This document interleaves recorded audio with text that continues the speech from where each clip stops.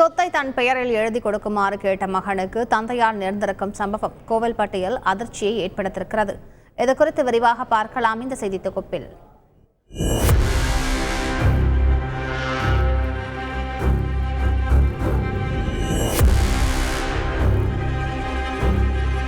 கோவில்பட்டி பேருந்து நிலையத்தில் பட்ட பகலில் அறிவாளுக்கு இரையாக பார்த்து நூலிழையில் உயிர் தப்பி இருக்கின்றனர் இந்த தாயும் மகனும்.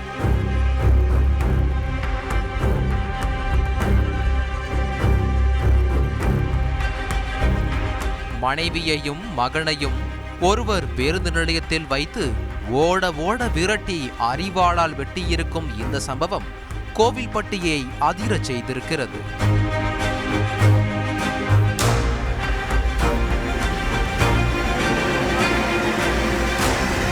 தூத்துக்குடி மாவட்டம் கோவில்பட்டி அருகே உள்ள சிந்தலக்கட்டையைச் சேர்ந்தவர் வேலாயுத பெருமாள்.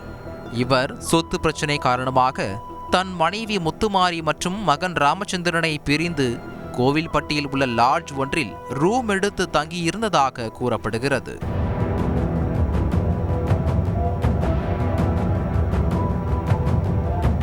இந்நிலையில் சொத்து விவகாரம் தொடர்பாக பேச வேண்டும் என கூறி வேலாயுத பெருமாளை அவரின் மனைவியும் மகனும் அழைத்திருக்கின்றனர்.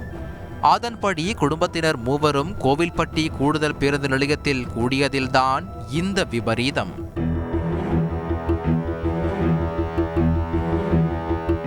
மனைவியையும் மகனையும் பார்க்க கையில் அறிவாளுடன் தான் வந்திருக்கிறார் வேலாயுத பெருமாள். இந்நிலையில் மூவருக்கிடையேயான சொத்து குறித்தான பேச்சுவார்த்தையின் போது தகராறு ஏற்பட்டு வாக்குவாதம் முற்றியிருக்கிறது.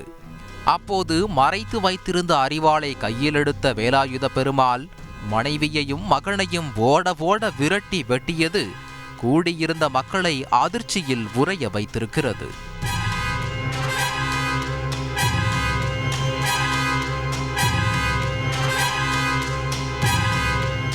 பேருந்து நிலையத்தில் பாதுகாப்பு பணியில் இருந்த போலீசார் உள்ளே புகுந்து தாயையும் மகனையும் பலத்த காயங்களுடன் காப்பாற்றியிருக்கும் நிலையில் இருவரும் மருத்துவமனையில் அனுமதிக்கப்பட்டிருக்கின்றனர். தனது பெயரில் இருந்த 16 சென்ட் நிலத்தை எழுதி தரக்கோரி மகனும் மனைவியும் நச்சரித்ததில் ஆத்திரமடைந்த வேலாயுத பெருமாள் இருவரையும் கொல்ல முயன்றது தெரியவர அவரை போலீசார் கைது செய்து விசாரணை நடத்தி வருகின்றனர்.